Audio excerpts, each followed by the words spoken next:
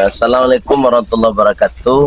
Saya Ahmad Bastari, atau panggilnya Buya Abe, Dr. Ahmad Bastari, bersama dengan kawan-kawan dari Kota Padang. Ini mewakili Dai Padang Bersatu. Jadi ustadz-ustadz yang terkumpul di komunitas Dai Padang Bersatu, kami punya istilahnya panggilan hati gitu kan, karena melihat kondisi karena memang musibah, tapi pokoknya dan jalan niat kami di siko silaturahim dari Dai Padang Bersatu. Rasa duka kami sampaikan, dan tentunya rasa kepedulian yang sangat tinggi sebagai tokoh agama dari sekota Padang, karena para ustadz kita di Kota Padang ikut berduka atas meninggalnya almarhumah adinda kita Ananda kita Nia Kurniasari. Mudah-mudahan dan insyaallah almarhumah ditempatkan di surganya Allah Subhanahu wa taala. Amin.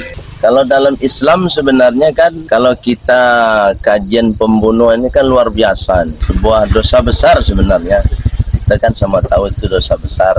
Kalau dalam sudut pandang Islam, tentu membunuh satu orang itu sama dengan membunuh banyak orang, itu dalam konsep Islam. Tapi kalau sudah sampai ke tangan aparat, tentu kita serahkan kebijaksanaannya kepada aparat gitu. Karena mereka tentu lebih bijak dalam memberikan hukuman gitu ya. Yang jelas secara konsep Islam itu adalah dosa besar. Kalau boleh kita sampaikan secara tuntas, ya dosa besar itu tentu tidak ada balasannya kecuali balasan yang setimpal, kan begitu kira-kira. Nah gini Pak, apa tanggapan Bapak setelah kejadian ini? Pengunjung banyak yang berdatangan dari luar kota, bahkan dari mancanegara Pak ya, dari asing juga. Apa tanggapan seperti apa Pak? Kalau saya menganalisa dari adinda kita ini kan hatinya bersih, ya kan? Di mana letak hatinya bersih? Adinda kita ini sangat berbakti kepada kedua orang tua. Jadi di dunia ini kalau kita ingin mengkaji secara mendalam, ketika seorang anak itu berbakti kepada kedua orang tua, maka insya Allah anak itu akan diangkat derajatnya. Dan salah satu derajat yang sangat tinggi yang diangkat oleh Allah untuk adinda kita Nia Kurniasari ini meninggalnya almarhumah viral gitu, internasional gitu. Dan ini bentuk Allah mengangkat derajat dari almarhumah. Artinya apa? Menurut analisa saya pribadi, di dunia saja diangkat derajatnya Bapak Ibu, apalagi di akhirat.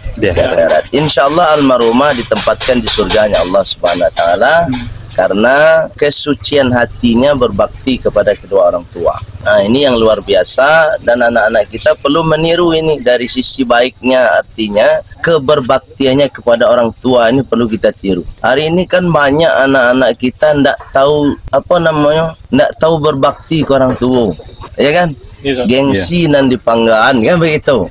Kalau adinda kita ini luar biasa dari kecil Pak, dari kecil mengabdi kepada kedua orang tua, menolong orang tua, ya kan? Ini luar biasa. Saya lihat itu di media, informasinya ini sangat luar biasa. Kenapa? Karena kesucian hati tadi, berbakti kepada kedua orang tua.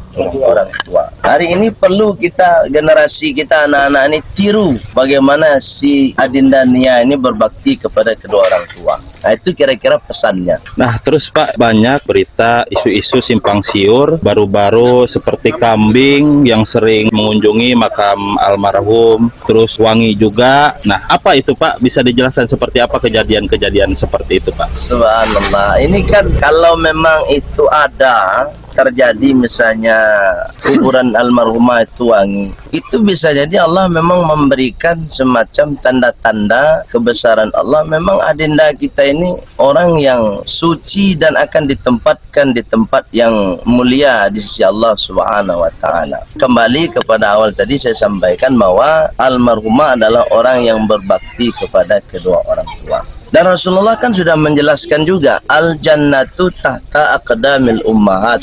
Kata Rasulullah kan gitu, bahwa surga itu terletak kepada telapak kaki ibu. Dan adinda Nia adalah orang yang berbakti kepada kedua orang tua. Salah satu simbol isyarat dari surga itu adalah wangi. Oleh sebab itu kalaulah nanti misalnya terbukti memang kuburannya almarhumah itu wangi, barangkali ini Allah ingin membuktikan bahwa almarhumah adalah ahli surga di sisi Allah Subhanahu wa taala. Begitu kira-kira. Insya Allah lah Pak, banyak keberkahan, banyak kemuliaan yang akan diberikan oleh Allah Subhanahu Wa Taala. Salah satunya adalah hikmah yang luar biasa nih, silaturahim dari berbagai daerah kan. Iya. Termasuk kita yang dari dai atau Ustadz Padang Bersatu. Hari ini kami berkunjung ke sini, niatnya lillahi ta'ala silaturahim, menjadikan sebuah pelajaran iktibar yang baik untuk kita semua. Nah, terus pesan untuk generasi muda ke depannya apa Pak? Pesan untuk generasi muda, dalam Al-Quran kan sudah dijelaskan oleh Allah, wal yakhshalladzina law taraku min khalfihim, ya kan, dzurriatan di'afan khafu alaihim falyattaqullah wal yaqulu qawlan sadida. Hendaknya kalian khawatir akan meninggalkan generasi yang lemah. Artinya apa? Generasi lemah itu lemah iman, lemah keberbaktiannya kepada orang tua. Jadi pesan saya untuk generasi kita, anak-anak kita, cobalah kita tingkatkan kualitas keberbaktian kepada kedua orang tua kita, supaya kita menjadi orang mulia gitu. Atau yang kedua, pesan saya, ada satu hal yang harusnya generasi kita ini miliki agar mereka selalu terkontrol dari perbuatan-perbuatan yang tidak diinginkan. Seperti yang kita saksikan adalah yang dilakukan oleh yang identitasnya I ini kan. Kenapa itu bisa terjadi? Ini sudah jelas dalam surat Maryam ayat 59. Apa kata Allah? Fakhalafa min ba'dihim khalfun adha'us shalah wattaba'us syahawat. Mereka akan meninggalkan generasi itu mereka selalu lalai dengan sholat. Nah, akibat dari orang yang lalai sholat itu tanpa terkontrol, wattaba'us syahawat, dia akan memperturutkan hawa nafsu. Nah, ini akibatnya nih yang dilakukan oleh si In tadi. Nah, oleh sebab itu pesan saya untuk generasi juga, dua ini yang perlu kita lakukan. Satu, tingkatkan keberbaktian kita kepada kedua orang tua. Yang kedua, coba kita tingkatkan lagi pendekatan kita kepada Allah dengan senantiasa istiqomah melaksanakan sholat, supaya kita terkendali dari hal-hal yang tidak kita inginkan. Sedangkan orang yang sudah meningkatkan sholat dengan istiqomah saja kadang-kadang masih kecolongan gitu ya, apalagi yang tidak sama sekali. Gitu kira-kira pesan yang saya sampaikan kepada generasi kita, generasi muda. Karena Nia ini Pak, apa nggak gengsian gitu. Ya itu lagi pesan yang kedua, kalau boleh ditambah nih ya, jadi anak itu janganlah jadi anak yang gengsian gitu ya. Apalagi zaman kini kan orang lebih sibuk begini. Kadang-kadang orang tua manggil anaknya 10 kali, anak masih begini juga gitu. Kenapa? Karena dia dipengaruhi oleh teknologi. Apalagi anak sekarang kalau disuruh jualan mana mau, gengsi. Jadi tirulah pribadi yang baik dari ananda kita, Nia Kurniasari, yang tidak pernah gengsi untuk berbakti kepada kedua orang tua. Begitu kira-kira. Nah, begitulah teman-teman pembicaraan dari Pak Ustadz. Mudah-mudahan teman-teman bisa mengambil dari kejadian ini ya. Pak Ustadz, makasih banyak atas penjelasannya. Dan sama-sama, terima kasih ya, sudah bersilaturahim ke sini. Terakhir ya, mohon maaf kepada semuanya kalau nanti ada bahasa dari kami yang kurang tepat ya. Mohon maaf, ini tanpa unsur sengaja, memang itulah bahasa yang bisa kami sampaikan kepada kita semua. Gitu kira-kira. Makasih banyak Pak Ustadz.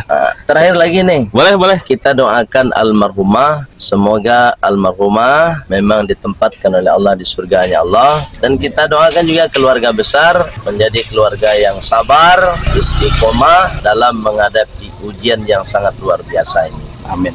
Tapi yang jelas almarhumah adalah orang baik yang insya Allah ditempatkan di surganya Allah Subhanahu Wa Taala. Itu kira-kira. Terima kasih. Terima kasih Pak Ustadz ya. Oke teman-teman, kita akan ke sana ya, kita keliling-keliling dulu. Kita akan stay di sini sampai sore ya. Melihat seperti apa. Ini udah dulu dong. Itu ini deh.